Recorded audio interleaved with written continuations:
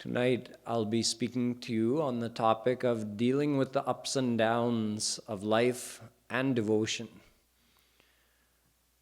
Those from Dallas, you heard a 5-minute introduction to this topic the other night, so I'll be expanding on the same subject. Everybody has to deal with ups and downs. People who aren't following a spiritual path, people who aren't devotees, they at least have their ups and downs in life to deal with. Devotees also have their ups and downs in their material life to deal with. And devotees also have ups and downs in their spiritual life that they have to manage. Let's start with our material life. How to deal with the ups and downs? There are two ways that we do that. One is through knowledge, tattva gyan, and the other is through spiritual progress. We need both. We need understanding to help give us a healthy perspective so that we're not as affected by the ups and downs of material life. And we also need devotional progress. The more attached we become to God, the more impervious we become to the effects of the world. Internally, we become more and more impervious to it. What knowledge do we need? We need to understand, first of all, the nature of this world. The nature of Maya is to have ups and downs. There are a few things that you can count on in Maya. One thing is variation. Like if you look at a tree, one of these big live oaks we have out here at Radha Madhav Dham, that has probably, if you counted all the leaves, it must be in the hundreds of thousands. But if you took every single leaf from one tree and looked at it, you could find differences between each and every leaf. You could look at that one leaf you chose and find some distinctive characteristic about it, and then you could mix it in with all other 100,000 leaves from the same tree, and you could find that leaf because it has distinctive characteristics. Even twins have distinctive characteristics. If you had all the faces, if you had photographs of every person who's walked the earth in the life of this earth planet, you wouldn't find two people who look exactly the same, nor two fingerprints that look exactly the same, nor two voices that sound exactly the same. So variation is a law of Mayic energy. We see unlimited variation in this world. Other than variation, we also have this characteristic of Maya, that there are many, many pairs of opposites in Maya, like good and bad. In the material world, we have good and we have bad. In our material mind, we have good and bad potential because the good and bad qualities of Maya are inherent in every material mind. This material world doesn't just have bad things and it doesn't just have good things. It always has pairs of opposites, like hot and cold, day and night, life and death, summer and winter. The third characteristic of Maya is that there's constant change and it's cyclical change. So if you examine the pairs of opposites, day changes to night, changes back to day, changes back to night. So these pairs of opposites keep taking turns or alternating. The fluctuations in this world are guaranteed. Change is guaranteed in this world. Nothing is permanent or stable. Everything is temporary. From the moment something comes into being, it is moving towards its death, you could say. So variation is a given in this world. pairs of opposites are a given, and constant cyclical change is a given, from life to death to life to death, and on and on and on. This even applies to things like the stock market. It goes up, then it comes down. It goes up, then it comes down. It applies to your favorite sports teams. Sometimes they're winning, then they start losing. They won't keep losing forever. Eventually they'll start winning again, but they won't keep winning forever. They'll start losing again. Everything goes up and down in this world. And we live in this world. We need things from this world. We need food. We need money. We need a house, medicine, a car. We have many needs in this world. So we depend on the world to some extent. And we have to live in it. As long as we're living in it, we're surrounded by these constant changes, ups and downs going on in the world. It's cold outside, it's icy, but in a few months it's going to be 110 degrees. Then it will get cold again. The knowledge that we have to keep in our mind is that this is going to happen, it's going to keep happening forever. So in Gita, Shri Krishna says, Matra sparshastu kaunteya shitoshna sukha dukhada. Souls live in this world, and the world is full of all these constantly alternating pairs of opposites. And then souls are affected by these changes in the world. Our human mind is affected by these changes. We get happiness and unhappiness according to whether we like heat or whether we like cold.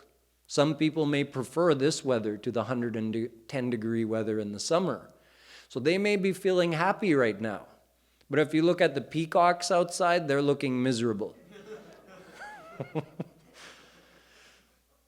So if our happiness and unhappiness is dependent on what's happening in the world around us, then we're guaranteed to have constant ups and downs, because that's what the world is, right? The world is constantly having these changes and going up and down, up and down. So if our happiness or unhappiness is connected to what's happening in the external world, it's guaranteed that we will be having emotional ups and downs all the time, constantly. Yet, even though this, I'm laying this out to you logically, it makes sense, we can all accept it, and yet what do we do in the world? How do we, or what should I should say, what do we expect from the world?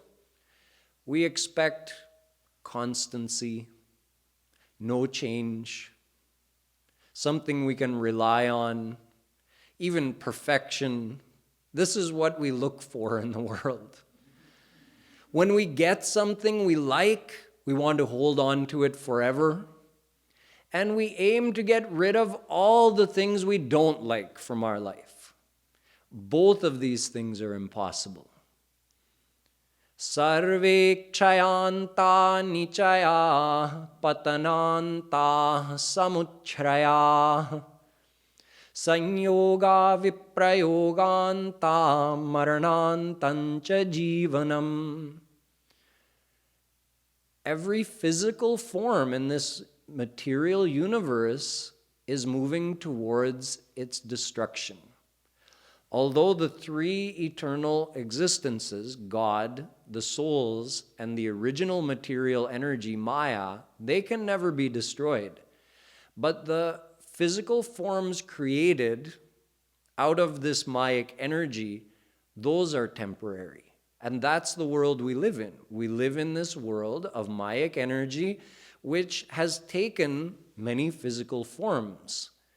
And we walk around this world and we decide, this thing is mine, that thing is mine. I need to have that to be happy, or I've gotten this and it's making me very happy. And then we want to hold on to it. And yet the nature of that thing is that it had a beginning. It was formed like a sandcastle on the beach, and it's going to get washed away like that sandcastle on the beach. The sand was there before, and it will remain after. But the sandcastle is charnik. It's just there for a moment and then gone.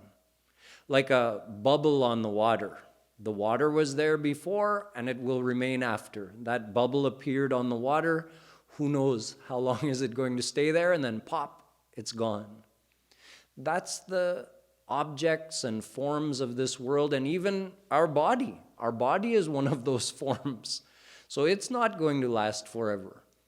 Every person we meet in this world has a body, and we get attached to their body. We get attached to their association.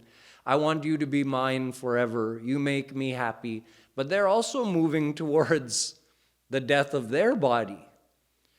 And we attach our happiness to these things. We hope to find happiness in these things, and we have a very unrealistic hope that all of these things in our life that make us happy will remain constant. But the inevitable happens. The physical possessions and the people that we're attached to get destroyed, they die, and then we experience loss, unhappiness. Or we wanted to achieve a certain situation in our life. I want my situation at work to be just like this. I want my situation in the family to be just like this. We think, if I just fix this one situation, then everything will be right in my life. Just this one colleague at work, if he just leaves me alone, everything will be right. If my husband just changes this one thing in his behavior, everything will be right in my life. If my kids just change this one fault, if they study more, if they do this, if they do that, everything will be okay in my life. But even if that one thing did happen, one of the other things that was right in your life in the meanwhile, wo bigar jayega. Because the things that are right in your life are also not constant. How long do they remain right for? They eventually become wrong. And the thing that was wrong may become right. But nothing ever becomes all right. And nothing becomes all wrong either. Everything keeps changing. So as long as we accept this and we have this knowledge about the world, then we're less affected. Samadukha sukham dhiram somritatvaya kalpate. Shri Krishna says to Arjuna, if you want to be qualified to attain God, then you should try to achieve a state of mental equanimity. Remain the same, whether you're getting all the things you want or all the things you don't want. Remain the same. When something good happens, we become elated. And we think, oh yes, now my life is going in the right direction. Everything's going to be great. And then eventually, that thing, we lose it, or something else bad happens. Then as high as we were feeling, we feel equally low. And that's guaranteed. If we feel, to whatever extent we feel excited and elated when something good happens to us in this world, we're guaranteed to have an equal negative feeling and low, because that thing is going to not last forever. And then we get so disappointed when something bad happens. Then something good happens again. Again we rise high. Both are the creation of our own mind. Neither the highs nor the lows are based in reality. If our thinking was based in reality, we would say, oh, this good thing happened? I wonder how long that's going to last. And if our thinking was based in reality and something bad happened, we said, yeah, something good will probably happen tomorrow. What's the big deal? That's the world. This is the state Sri Krishna says we should strive to achieve while living in the world. Samatvam yoga uchyate. He says that is called yoga. It's another definition of the word yoga. When you keep your mind in this level-headed state, unaffected by the ups or the downs, then you are in a state of yoga. He calls that samatvam. Sam means the same. The world goes up, your life goes up, but you stay the same. The world goes down, you stay the same. It's up to us to take this knowledge and apply it. Of course, the knowledge could be there in our intellect, but on a deeper level, we still have our attachments to worldly people and things. And even if we have this intellectual knowledge in our mind, due to the depth of our attachment to people and things in the world, when anything happens to them, then we do feel loss. We feel down. So we go down, we get dragged down along with that down period of our life, even though we have the correct knowledge. So it's actually a good measure of our spiritual progress as well. How much we're able to weather those storms that happen in life without being affected, going up and going down. We should notice that. We can't expect perfection from ourselves either. You shouldn't think, oh, I have all this knowledge and then this bad thing happened in my life and I was feeling so disappointed for a few hours or a few days. And then you get more disappointed because you're feeling disappointed, thinking you shouldn't be feeling disappointed. What kind of devotee am I? No, unless you're God realized, you will feel disappointed because you are attached. We all have attachments. The moment we have no attachments, it means we have 100% attachment in Krishna, then we'll be God realized. So we have attachments, thus we are going to have these ups and downs in life, but it should start to level out. So if the graph was looking like this before, it will start to look like this. The ups are also being replaced by the devotional happiness. So don't think that you're becoming like some kind of robot that's unfeeling. You're just grounded in reality now. So you're not fooled by the ups and downs of this world. The world was never meant to make you happy, nor was it meant to make you sad. You only feel happy and sad in proportion to the depth of your attachments to this world. So you created the attachment by believing that there's happiness in the world. Thus, you created your own experience of happiness and unhappiness in the world. So it's not a fact. It's not based in reality. It's based in our own misconception, our own misunderstanding that there is happiness in this world. So now that we understand the world is just the world, it's always a combination of opposites which always keep fluctuating in a cyclical, constant state of change. Once we understand this is the reality of the world, then there's no need to get happy when we get the thing we want or to get unhappy when we don't. And we get our happiness from our spiritual connection to Radha Krishna. And we can measure. We can just know, okay, I'm still feeling this much excitement when this good thing happened to me. Okay, it means I'm better than I was before, but I can still see I'm having some reaction here. When something bad happens to me, someone doesn't appreciate me, points out a fault, even insults me, or I experience some loss in my life, however much down I feel, I can just see, okay, I'm not being affected as much as I was before. So that's a good sign, but I can still see I'm being affected. So I still have more work to do. So we have the knowledge, and then the more we practice remembering that knowledge, and the more we practice sadhana, thus increasing our attachment to Radha Krishna, then automatically from within our worldly attachments decrease, and we experience that our mind is becoming more settled in this state of equanimity.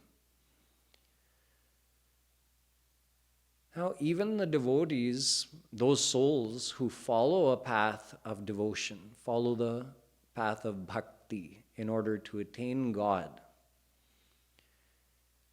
they're going to be experiencing less up and down in their material life, meaning their reaction to the ups and downs will not be as much. But they also have a spiritual life. Their spiritual progress towards God, that also has its ups and downs. So we also have to understand how to deal with those. What perspective should we use to look at those ups and downs? First of all, what causes the ups and downs? Number one, sanskar. We have good sanskars and we have bad sanskars, and they come into our conscious mind and affect us. And they also have a period of duration and intensity. Sanskars don't last forever.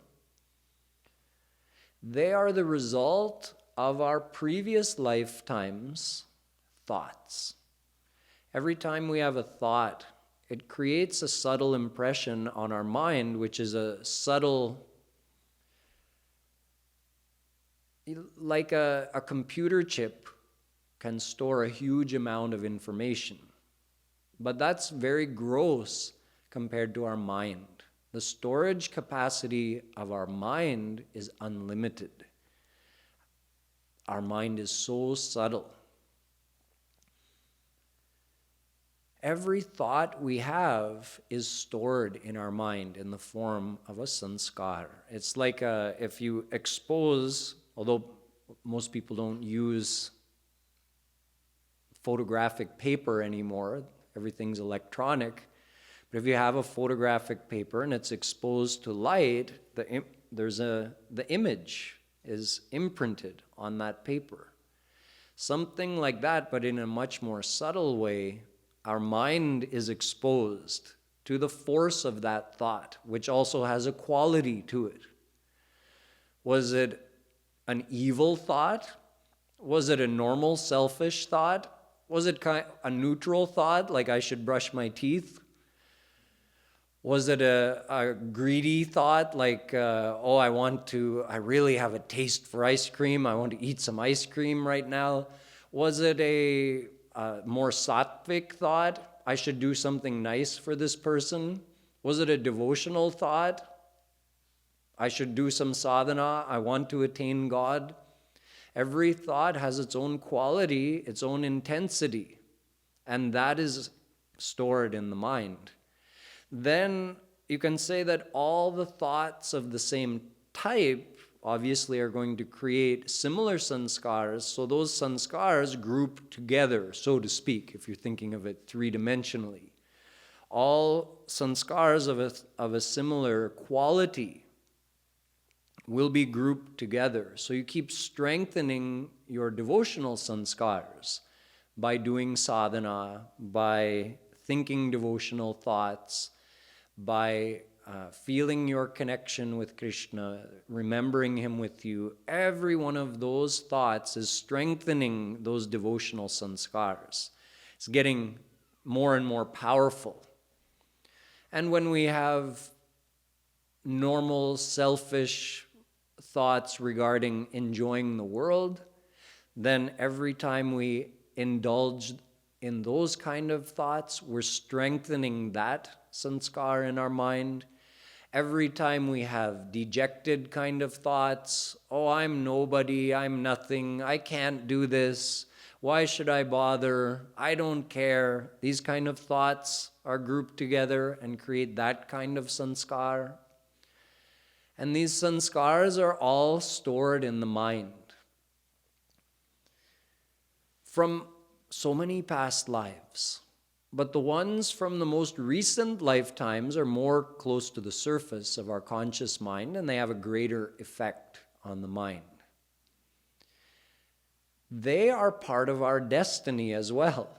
Our external life, the physical things that happen to us or don't happen to us in this life, many of them are the result of our past good and bad actions. It's part of our physical destiny or our external destiny. We have an internal destiny also. Which sanskar, which is lying dormant in our subconscious mind, is going to reflect up into our conscious mind at what time, on what day, how long is it going to stay in our mind? And then according to the strength of that sanskar and the quality of it, it's going to affect our mood, and we'll feel more depressed or greedy to enjoy the world or spiritual, devotional, depending upon the effect of that sanskar. Obviously, this is going to have an effect on the ups and downs that a devotee experiences. Some days you're just not naturally feeling devotional, and other days you are. Your mind very easily goes towards devotion. So these sanskars also, every devotee undergoes. These are further compounded by the associations that we're having. Let's say we're having a bad sanskar, a non-devotional sanskar, and at the same time we're surrounded by very worldly people who are also influencing us in that way. That's going to compound the effect of that sanskar. Vice versa is also true. If you're around very devotional people who are influencing you in that way, that can actually help you to deal with that bad sanskar. And if you're having a devotional sanskar, it will help to improve it.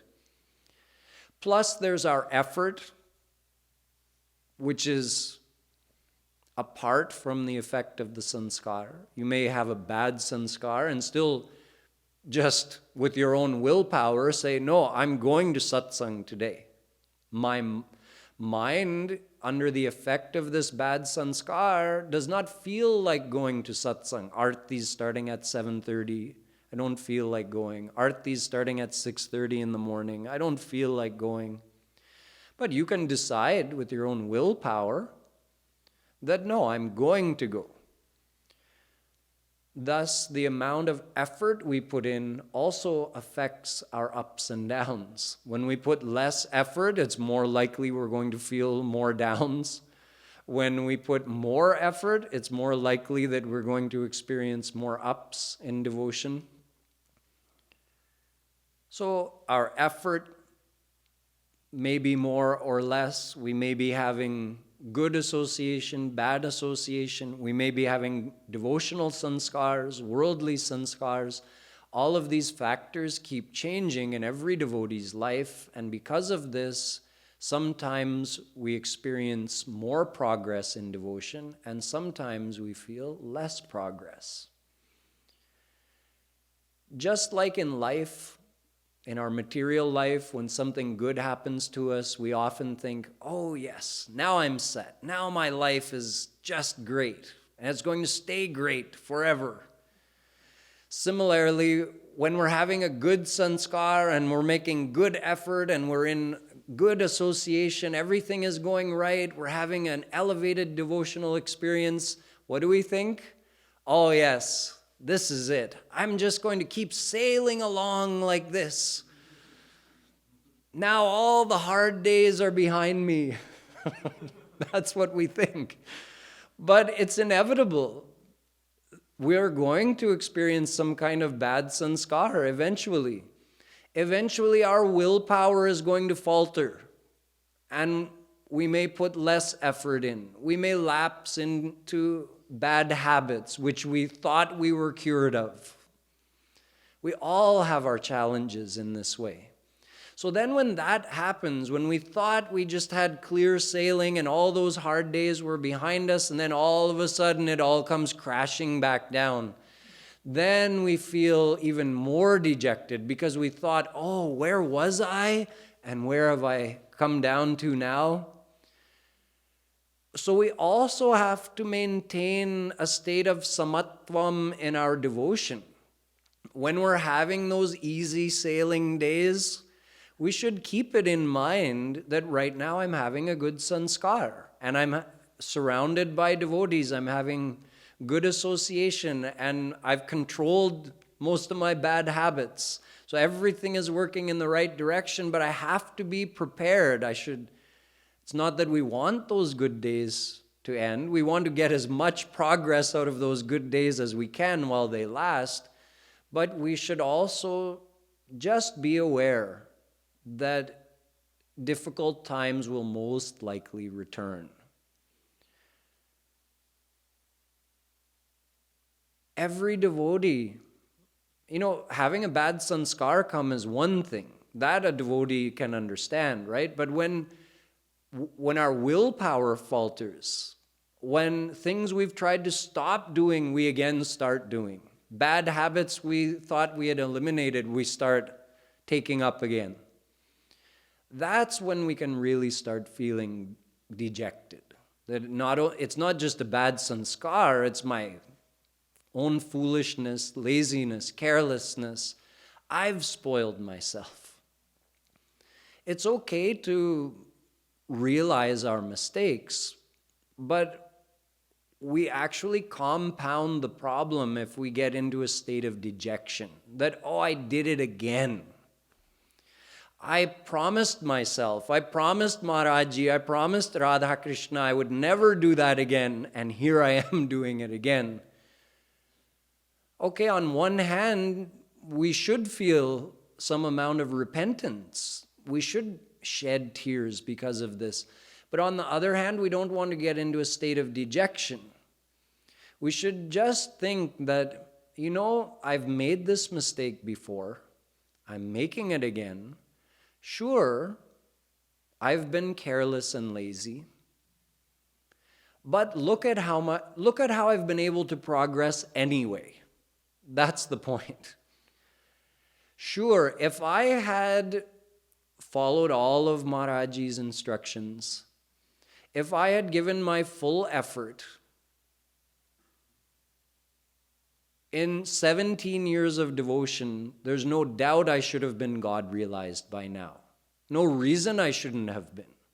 100% I would have been. It's only my own carelessness, not caring, that means instead of being 100% of the way there, I'm only 2.5% of the way there. But I've made 2.5% of progress. That in itself is amazing. Despite all the mistakes, all the carelessness, yet somehow I'm still progressing. Obviously, that illustrates the greatness of the path of bhakti, the greatness of the grace of Guru, the greatness of the grace of Radha Krishna. So that should give us confidence. My point in saying all of this is that we also need to expect ups and downs in devotion. We will have ups and downs in the amount of effort we put in. We'll have ups and downs in our laziness compared to our effort that we're putting in.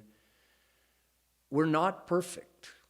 So although we want to strive to be perfect, but we shouldn't compound our feelings when we're feeling down in devotion. We shouldn't compound those feelings by adding more dejection to it. We should just feel, okay, I'm having a bad sanskar, plus I'm being more careless nowadays, but I'm still okay. Despite all of this, I'm still progressing. I will recover. I will, again, make better effort, become less careless, and I will speed up my progress again. Of course, eventually, these ups and downs, you want them to be to level out, meaning it should be like a more smooth progress. Obviously on up, whereas in this world, it's more like this. You never get ahead in this world, okay? You go up and down and up and down. You never get ahead. In devotion, you can get ahead. But instead of having the progress look like that, it's better to have it look like that. So you don't want to get too carried away feeling that, oh yeah, now everything's great, or too dejected thinking, oh, I've ruined it again. Just feel that, it's not a 100-yard dash, it's a marathon. This path, I have a long way to go. So there's going to be ups and downs. I have to have confidence in God and Guru's grace, confidence in this path of bhakti. Look at how much progress I've made and just have confidence that I'm going to keep progressing in this way. And that will actually help us to maintain a more positive outlook, become more dedicated, and overcome our faults and our bad habits. So these are some of my thoughts on how we can deal with the ups and downs of life and devotion. I'm sure you have a lot of your own experiences that you can add to this. So if anyone has any questions or wants to talk about it afterwards, we'll be happy to discuss with you.